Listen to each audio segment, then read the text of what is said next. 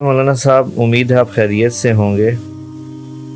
میرا سوال ہے کہ کچھ لوگ آپ کے بارے میں شیعہ عقائد رکھتے ہیں، یہ شاید آپ کی شیعہ تبلیغ کے طرز عمل کی وجہ سے ہے، اس کی کوئی اور وجہ ہے؟ رہنمائی فرمائیے۔ آسک ایم ٹی جے، پوچھئے اپنے دل کی بات۔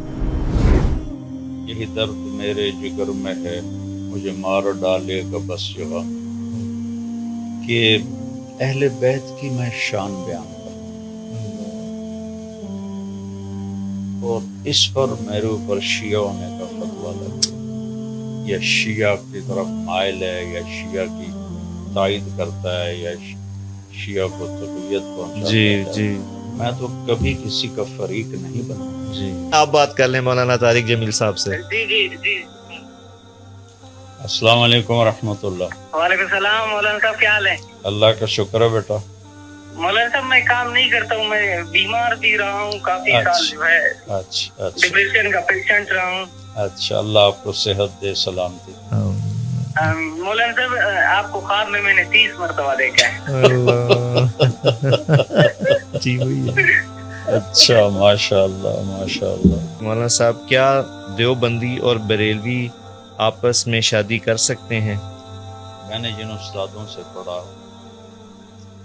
پرائیویٹ میں قسم کھا کے کہتا ہوں کہ 7 سال میں انہوں نے ایک دفعہ بھی کبھی یہ دیوبندی بریلوی مسئلہ نہیں چھیڑا، کسی بھی مسلمان فرقے کے خلاف۔ تو بیٹا یہ دونوں مسلمان ہیں، ان میں کوئی مسئلہ نہیں، سارے اہل سنت والجماعت ہیں۔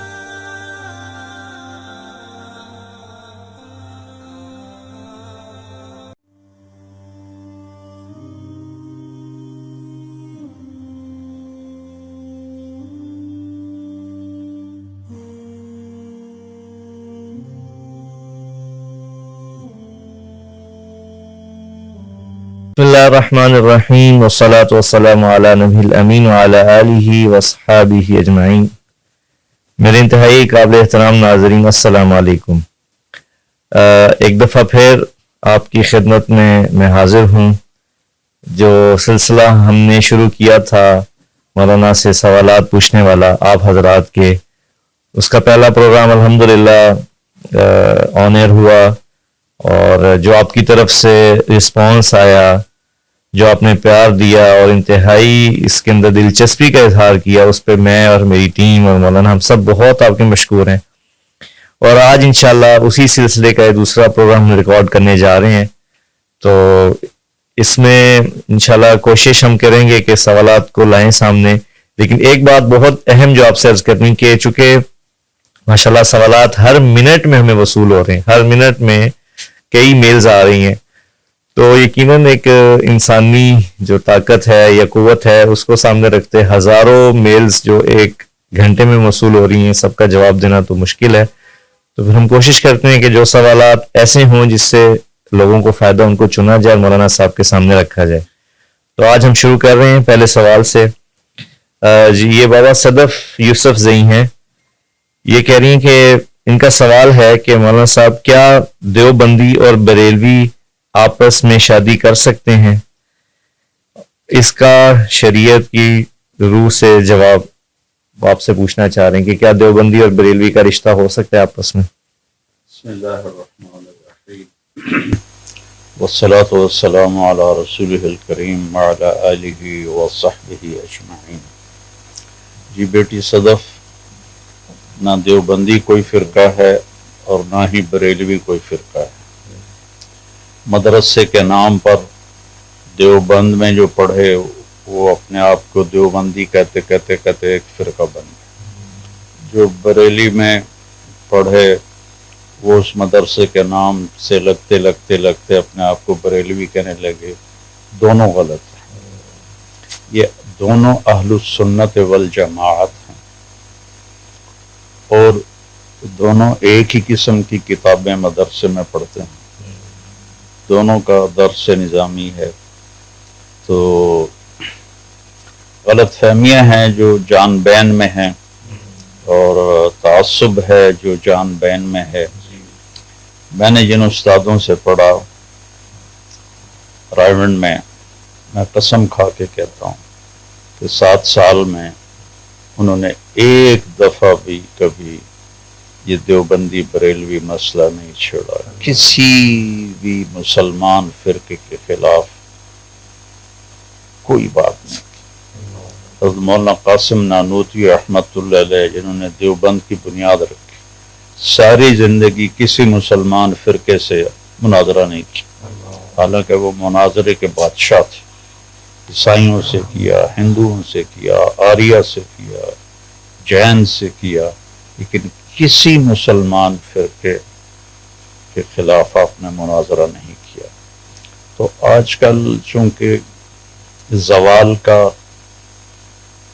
چل رہا ہے دور امت کے اوپر، جیسے ہر چیز پہ زوال ہے تو علم پر بھی زوال ہے، علم والوں پر بھی زوال ہے، تو خاص طور پر اس سوشل میڈیا نے جو آگ لگائی ہے، اور میں حیران ہوتا ہوں ان سب کی۔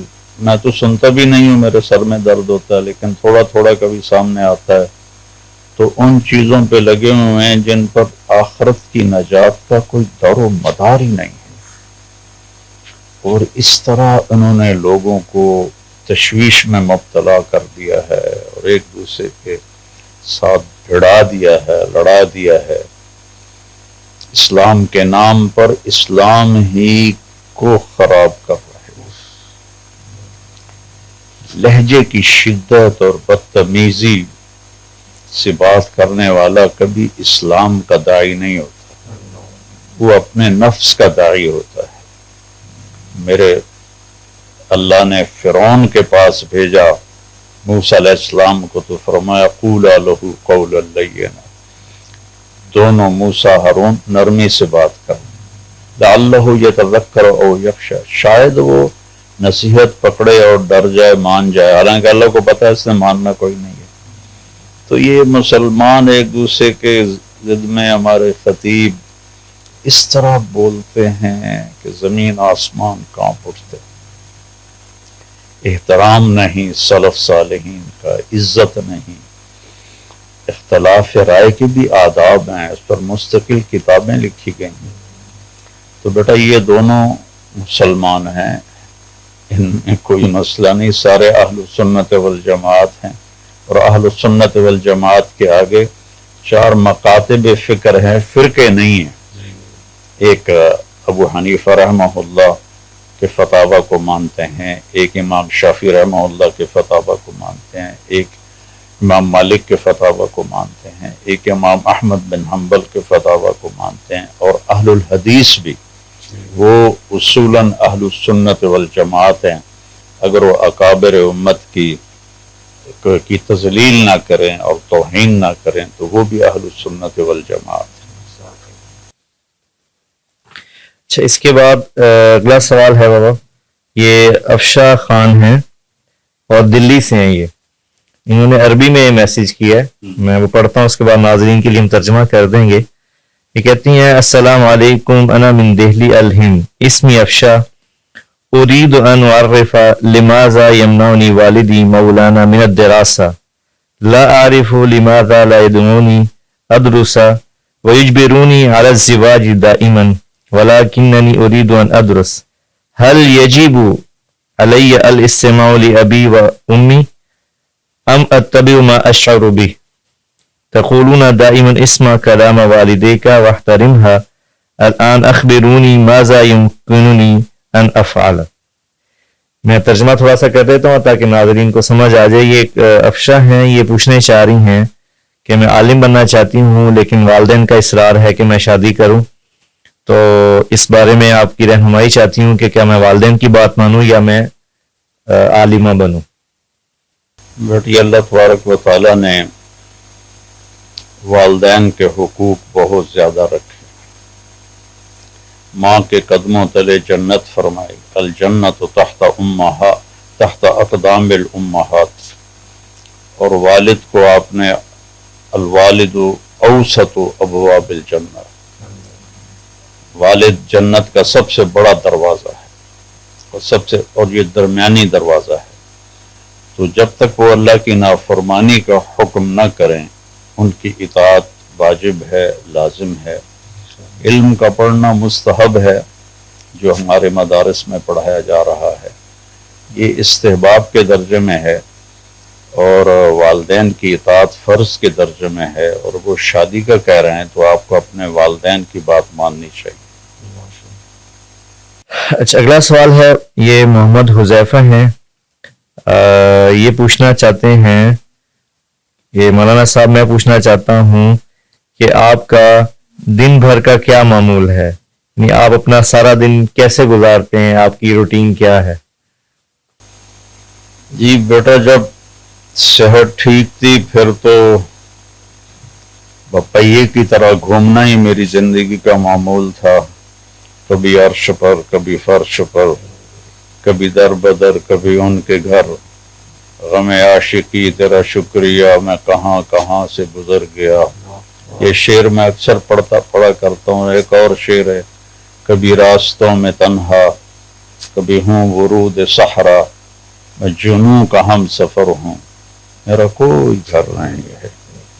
تو زندگی کے 50 سال تو ایسے ہی گزرے کہ نہ دن کا پتہ نہ رات کا پتہ، سفر، دعوت، تبلیغ، لوگوں سے ملنا، راتوں کو اٹھنا اور دن میں لوگوں کے پیچھے پھرنا، اور پھر اللہ کے بندوں کو اللہ کی بات سنانا۔ زندگی تو اسی میں گزری ہے، اور پچھلے 5 سال سے سر درد کا مریض ہوں، تو اللہ کا شکر ہے میرا نوافل کا معمول اس تیز رفتار زندگی میں بھی رہا کہ لوگوں کا سامنا جتنا کرنا پڑتا ہے اتنا ہی اللہ کے سامنے جھکنا پڑتا ہے کہ کہیں تکبر نہ آ جائے، بڑائی نہ آ جائے، اور اپنی اس دینی نسبت کو میں بیچنا نہ شروع کر دوں۔ آپ نے فرمایا بدترین انسان ہے جو دین کے ذریعے دنیا بناتا ہے۔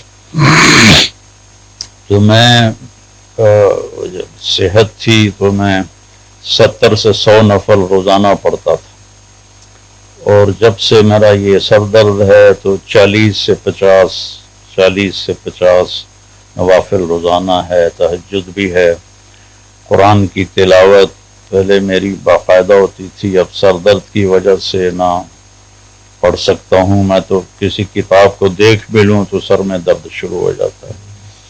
تو باقی یہ صبح و شام کی دعائیں ہیں، اذکار ہیں، نماز ہے، لیکن میرا جو سب سے بڑا معمول ہے وہ یہ ہے کہ میں اپنی زبان سے کسی کو دکھ نہیں دیتا، اور میرا دل سب سے صاف ہے۔ کوئی مجھے گالی دے، کوئی مجھے دعا دے، میرا دل سب سے صاف ہے۔ سخت سے سخت بات میری میڈیا پہ لوگ کرتے ہیں، لیکن میں فوراً اپنے دل کو صاف کرتا ہوں۔ رات کو سونے سے پہلے اللہ پاک کی بارگاہ میں یہ درخواست کرتا ہوں کہ یا اللہ میرا دل سب سے صاف کر دے۔ تو یہ اللہ کی دی ہوئی توفیق ہے کہ میں اپنی زبان سے کبھی کسی کو دکھ نہیں دیتا، غیبت نہیں کرتا، کسی کی پیٹھ پیچھے برائی نہیں کرتا، کسی کو برا بھلا نہیں کہتا، حتیٰ کہ میں اپنے نوکروں کو بھی نہیں ڈانٹتا، ان سے بھی چشم پوشی کرتا ہوں، اور اپنے دل کو سب سے صاف رکھتا ہوں۔ اچھا، یہ اگلا سوال ہے، بابا ہارون وقار ہیں، یہ کہہ رہے ہیں کہ my question for you is what influenced you to become an Islamic scholar and who are the people you are most influenced by؟ کہ آپ کس سے متاثر ہو کے عالم بنے اور اب کن شخصیات سے آپ متاثر ہیں؟ بیٹا میں تو شوبز میں جانا چاہتا تھا، کیونکہ میرے مزاج میں نا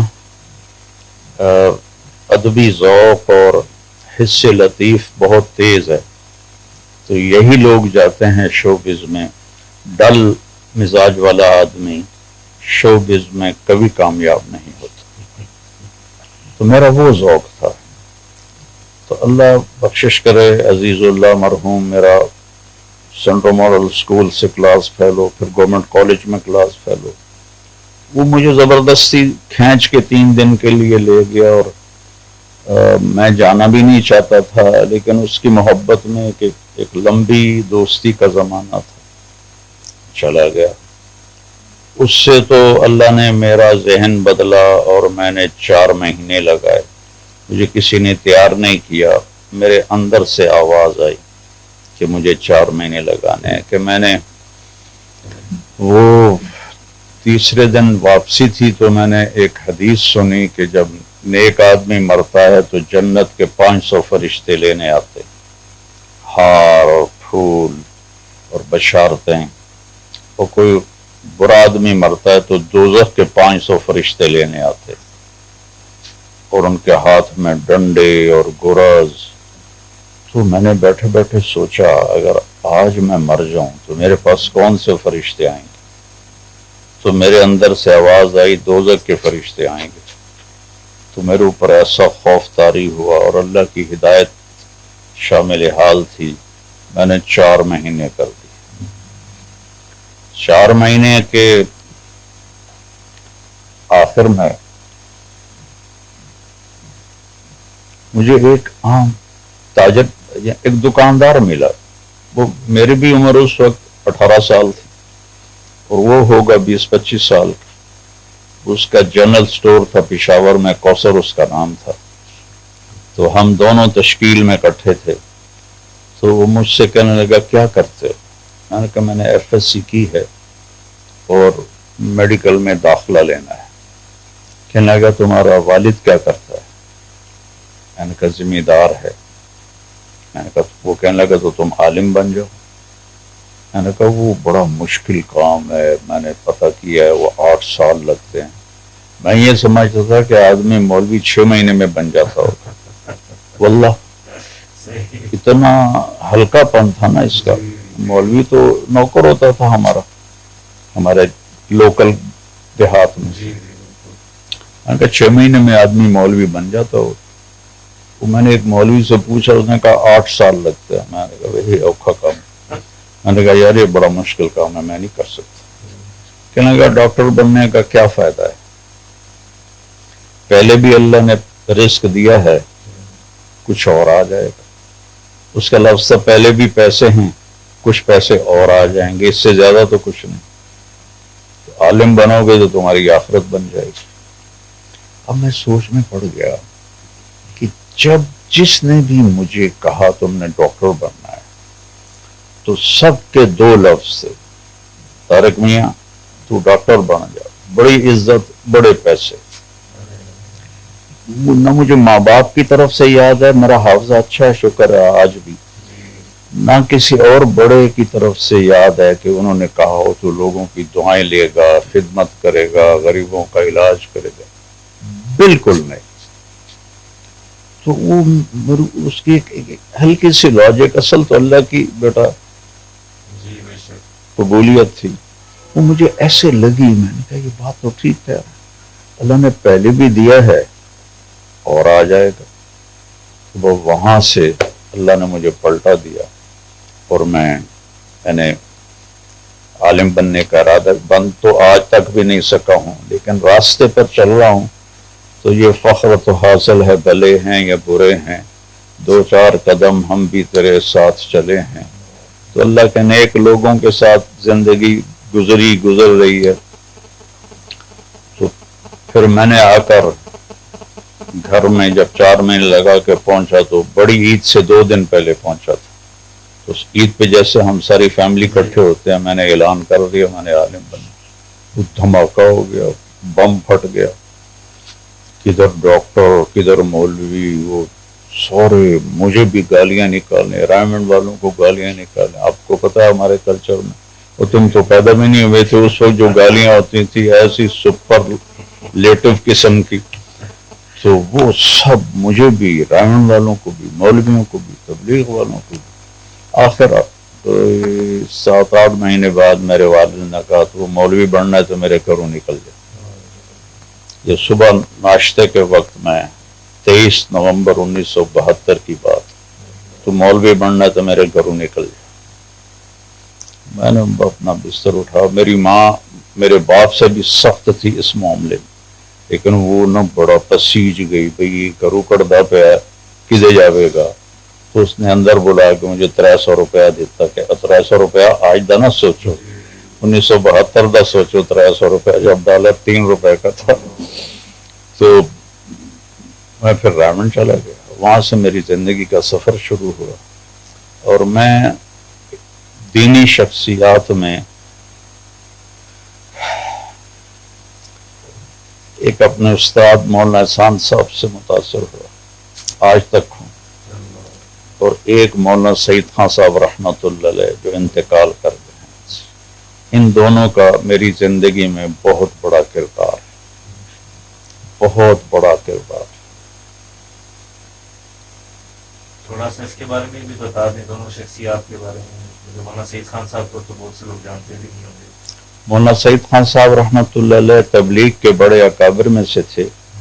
اصل وہ انڈیا کے تھے اور 1948 میں مولانا یوسف صاحب نے ان کو سعودی عرب بھیج دیا تبلیغ کے کام کے لیے, اور تو پھر وہ وہیں بس گئے, وہاں کی نیشنلٹی ملی اور اجمی تکلفات سے وہ پاک ہو گئے. عرب کی سادگی اور علم کی گہرائی اور محبت, اور میں نے اپنی زندگی میں کوئی شخص اتنا سیرت کے مطابق نہیں دیکھا. ہر گلیرا رنگ بوئے دیگر است, ہر پھول کی خوشبو الگ ہوتی ہے. میں کسی کی نفی نہیں کرتا ہوں, لیکن میں نے اپنے ان 53 سال تبلیغ کے جو ہیں اتنی بڑی بڑی شخصیات سے ملا, پوری دنیا کی شخصیات سے ملا.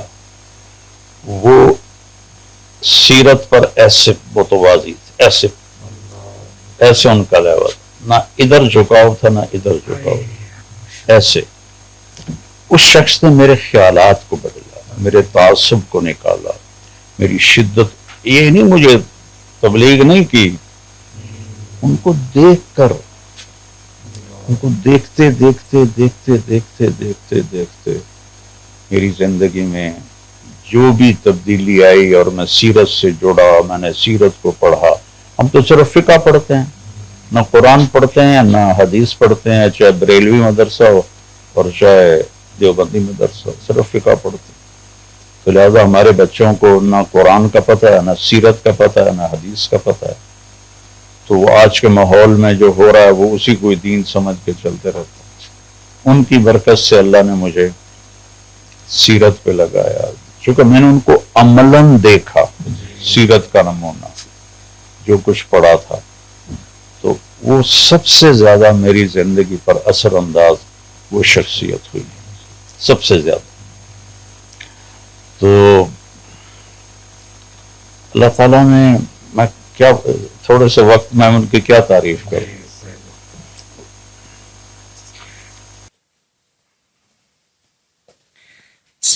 اگلا سوال ہے جی, یہ عبداللہ ہیں. یہ کہہ رہے ہیں مولانا صاحب امید ہے آپ خیریت سے ہوں گے.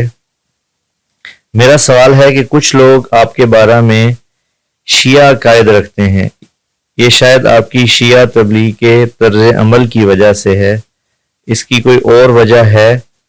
مزید شیعہ مذہب کے بارے میں رہنمائی فرمائیے.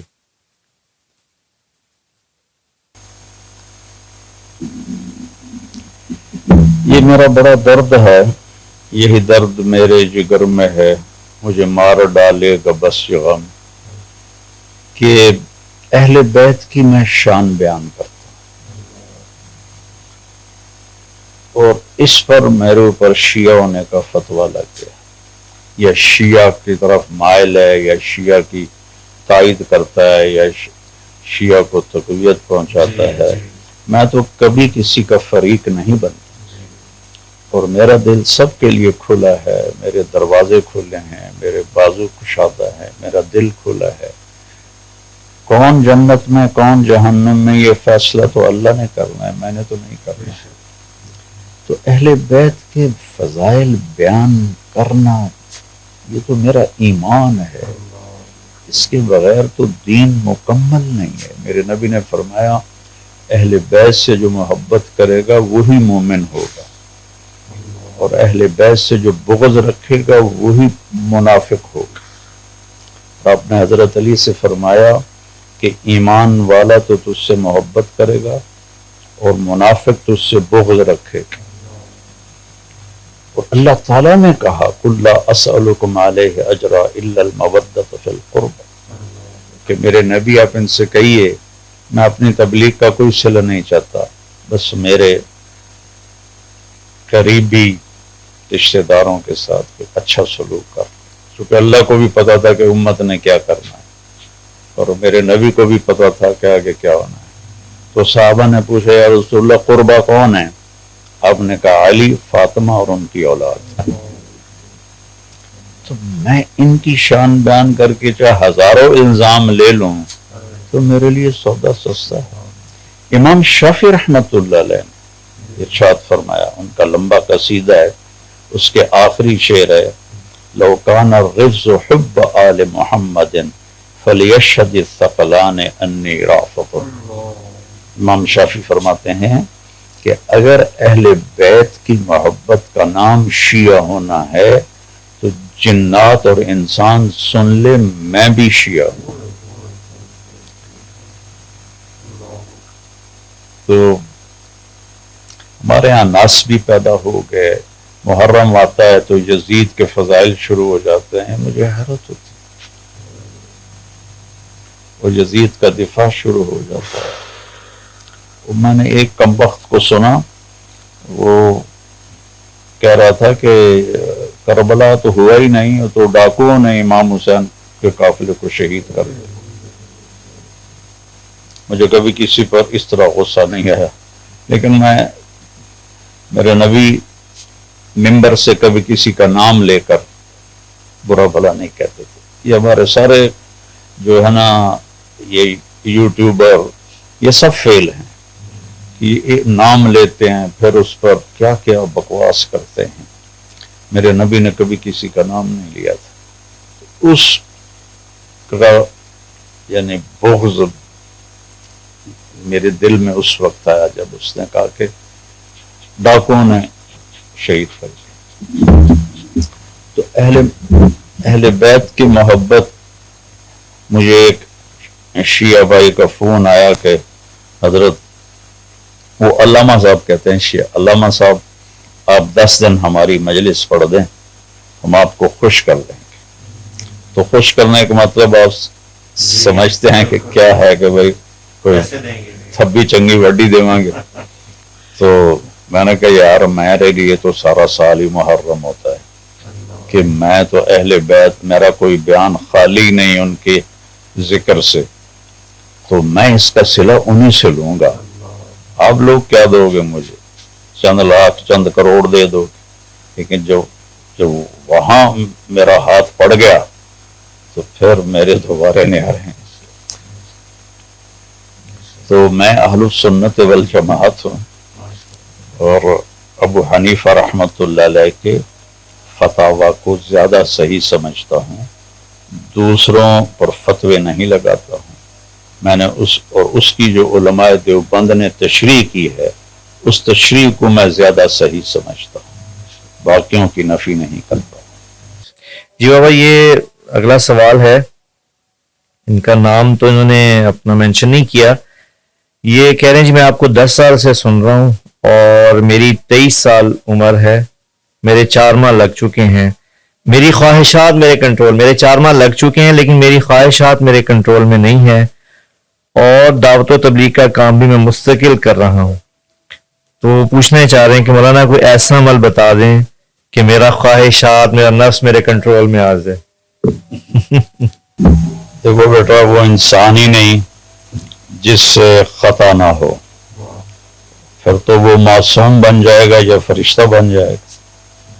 تو معصوم تو انبیاء ہیں، وہ فرشتے ویسے ہی نفس کے سے پاک ہیں، نورانی مخلوق ہیں. تو انسان کے اندر یہ جنگ موت تک چلے گی، صرف جوانی کی بات نہیں ہے. ابھی آپ جوان ہیں، 23 سال عمر ہے، بچے ہیں، لیکن یہ جنگ آپ کو موت تک لڑنی ہے، کیونکہ اسی پر تو ہمارا پیپر ہو رہا ہے. وَأَمَّا مَنْ خَافَ مَقَامَ رَبِّهِ، اور وہ شخص جو اللہ کے سامنے کھڑا ہونے سے ڈرا، वनहन नफ्स अनिल हवा, और अपने नफ्स को लगाम दे दी, ख्वाहिशात से अपने आप को हटा लिया। फ़इन्नल जन्नत हियल मावा, तो जन्नत उसका ठिकाना है। तो इसके लिए वजीफा कोई नहीं है, इसके लिए हिम्मत है और इसके लिए अच्छी सोहबत का इख्तियार करना है। हर महीने 3 दिन लगाते रहो, साल का चिल्ला देते रहो, अल्लाह बहुत मदद फरमाएंगे इंशाल्लाह। अगला सवाल है जी, इन्होंने भी नाम नहीं लिखा लेकिन सवाल बहुत इनका नहीं, नाम है माजरत के साथ, लेकिन इनका सवाल बहुत अच्छा है। क्या मौलाना साहब, मेरा नाम मीज़म है, मैं इस्लामाबाद से बात कर रहा हूँ और आपको सालों से सुनता हूँ। मेरा सवाल आपसे ये है कि तमाम मुस्लिम उम्मा का इत्तेहाद और इत्तेफाक मुमकिन हो सकता है?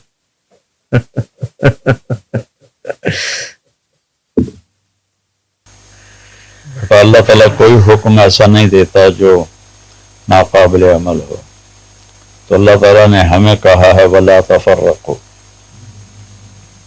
वातसमू बिहब्लिल्लाह जमीअन, अल्लाह की रस्सी को मजबूत से थाम लो, और वला तफर्रकू, और फिरकों में मत बटो। इन्नल्लज़ीना फर्रकू दीनहुम लस्त मिनहुम फी शै, मेरे नबी जिन्होंने दीन को फिरकों में बांट दिया, आपका उनसे कोई वास्ता ही कोई नहीं है।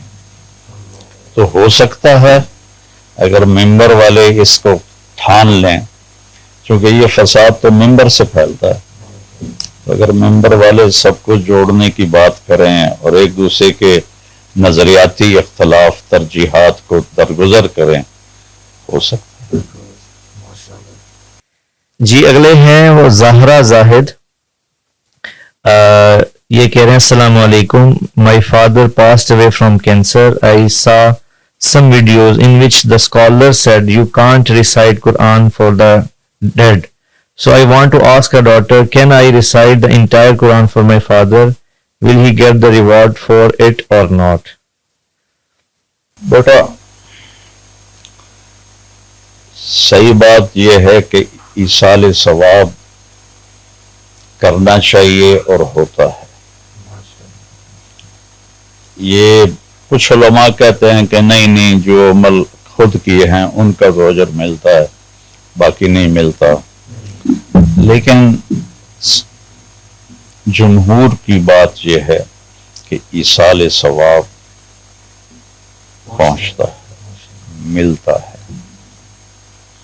तो इसका मतलब ये जो पूछ रही है, इनको अपने वालिद के लिए फिर पढ़ना चाहिए कुरान? जरूर पढ़ना चाहिए। मैं तो अपने जब से मेरे वालिद को फौत हुई अब 36 साल हो चुके, तो मैं और वालदा उनके 13 साल बाद फौत हुई थी, उनके लिए 20 नफल में रोजाना पढ़ता। ये जमील खान है बाबा, इनका ये सवाल ये है कि मौलाना उम्मीद करता हूँ आप खैरियत से होंगे, अगर आपको एक दिन मौका मिले तो आप किस शख्सियत के साथ वक्त गुजारेंगे जिससे आपकी जिंदगी में उससे ताल्लुक रहा हो? यानी कोई भी ऐसी शख्सियत जो आपको पसंद है और आप चाहेंगे उनके साथ वक्त गुजरे आपका।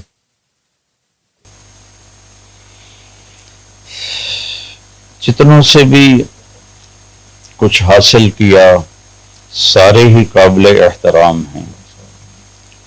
जो दुनिया से चले गए हैं उनमें अगर मौलाना सईद खान साहब जिंदा होते तो मैं एक दिन क्या पूरी जिंदगी उन्हीं के साथ गुजारता। मेरे 12 साल गुजरे उनके सोहबत में, वो मेरे 53 साल की जिंदगी पर भारी है। और आज जो मौजूद हैं उनमें मौलाना एहसानुल हक साहब के साथ मेरा जी चाहता है कि मैं वक्त गुजारूं, सारा दिन क्या उन्हीं के पास ही रहूं, लेकिन वो बहुत माजूर हो चुके हैं, बहुत ज़्यादा बीमार हैं। लेकिन मैंने उनसे भी बहुत रायमंड के क़याम में मैंने उनसे बहुत सीखा, उन्होंने मुझे बहुत संभाला। क्योंकि मैं वाहिद लड़का था, 40 تو ٹوٹل لڑکے تھے جو اتنے پر آسائش ماحول سے رائمنڈ میں آئے. باقی سب متوسط قسم کے بچے تھے جو پڑھ رہے تھے، تو ان کی جسم مشقت کے عادی تھے. تو میں تو ایک یعنی ایسا سست آدمی کہ رضائی گر جاتی تو میں نوکر کو بلاتا، رضائی چاہتے میں روتے پا، اس قسم کی. تو میرے لیے تو رائمنڈ مجھے خود سمجھ میں نہیں آتا کہ وہ میں نے کیسے کر لیا. مجھے کوئی اللہ ہی پکڑ کے چلا رہا تھا، کیسے ہو گیا کوئی سمجھ میں نہیں آتا. مجھے پہلے عبداللہ صاحب نے انکار کر دیا داخلے سے، تو قاضی صاحب محسوس صاحب رحمۃ اللہ علیہ نے ان سے پوچھا کہ ایک ہی تو ذمہ داروں کا لڑکا آیا تھا، آپ نے انکار کر دیا. کبھی وہ نازک بہت تھا. میں نے کہا یہ رائمنڈ کی مشقت برداشت نہیں کر سکی، اور سب سے زیادہ میں نے برداشت کی، سب سے زیادہ خدمت وہ میں نے کی. تو اس وقت میں پھر مولانا احسان صاحب بڑی شفقت محبت سے، اور ایک مولانا عبد الرحمان صاحب وہ بھی فوت ہو گئے، یہ دونوں ایسے انہوں نے میرے اوپر چھاؤں کر دی، میری حوصلہ افزائی، عربی کا ذوق میرے اندر مولانا عبد الرحمان رحمۃ اللہ علیہ نے پیدا کیا. اللہ ان کے درجے بلند کرے.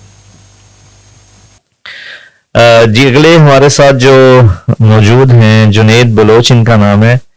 یہ کہتے ہیں جی مولانا طارق جمیل صاحب سے میں بہت محبت کرتا ہوں، 30 مرتبہ خواب میں زیارت کی ہے. حضرت سے گزارش ہے مجھ سے ضرور ایک مرتبہ بات کریں، جزاک اللہ. اور یہ میں اپنا نمبر بھی آپ کے ساتھ شیئر کر رہا ہوں، تو اگر آپ کی اجازت ہو جی تو ان کو کال ملا لیں. جی ہیلو، السلام علیکم. وعلیکم السلام. جی جنید بات کر رہے ہیں؟ مولانا صاحب جنید جو ہے کام سے گئے ہیں باہر. اچھا، آپ کون بات کر رہے ہیں؟ میں ان کا بھائی ہارون رشید. اچھا چلیں. جی آپ کے بھائی کی ای میل آئی تھی کہ وہ مولانا سے بات کرنا چاہتے ہیں، تو ہم مولانا کے پاس بیٹھے کرنا چاہتا ہوں. چلیں، آپ کے بھائی تو موجود نہیں، آپ بات کر لیں مولانا طارق جمیل صاحب سے. جی السلام علیکم ورحمۃ اللہ. وعلیکم السلام. مولانا صاحب کیا حال ہے؟ اللہ کا شکر ہے بیٹا. آپ تو رہے مولانا؟ کہاں رہتے ہو؟ میں مچ پہ مولانا صاحب رہتا ہوں. مچ بول رہا مچ مچ کی تو جیل بڑی مشہور ہے. یا مولانا اللہ بچائے. اللہ بچائے اللہ بچائے اللہ بچائے. کیا کرتے ہو؟ مولانا صاحب آپ کو، مولانا صاحب میں کام نہیں کرتا ہوں، میں بیمار بھی رہا ہوں کافی سال، جو ہے اچھا ڈپریشن کا پیشنٹ رہا ہوں. اچھا، اللہ آپ کو صحت دے، سلامتی دے. مولانا صاحب آپ کو خواب میں نے 30 مرتبہ دیکھا ہے. اچھا، ماشاء اللہ ماشاء اللہ. گنتے رہے. مولانا صاحب آپ سے محبت ہے. اللہ خوش رکھے بیٹا، اللہ آپ سے راضی ہو. ٹھیک ہے، اجازت ہے. مولانا صاحب طبیعت کیسے ہیں؟ ٹھیک ہے، اللہ کا شکر ہے. مولانا صاحب میرے لیے خصوصی دعا کریں، ہارون رشید نام ہے میرا. اچھا، اللہ آپ کو صحت سلامتی نصیب فرمائے. ٹھیک ہے، مولانا صاحب ملاقات بھی چاہتا ہوں. ہاں کر لینا انشاءاللہ مولانا. ٹھیک ہے. السلام علیکم. السلام علیکم.